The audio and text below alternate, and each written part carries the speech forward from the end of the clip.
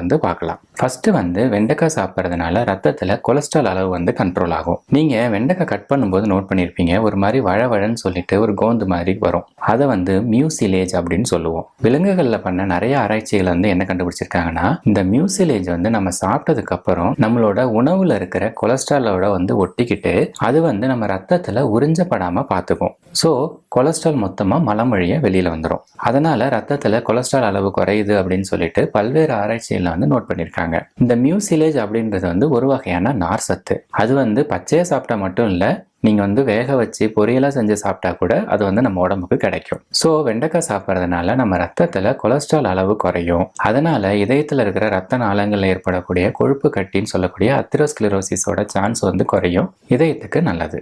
அடுத்ததா சர்க்கரை நோய் இருக்கிறவங்களுக்கு வெண்டைக்காய் வந்து ரொம்ப ரொம்ப முக்கியமான ஒரு காய்கறி. ஏன்னா வெண்டைக்காய் ரெகுலராக சாப்பிடும்போது அவங்க உடம்புல இன்சுலின் ரெசிஸ்டன்ஸ் வந்து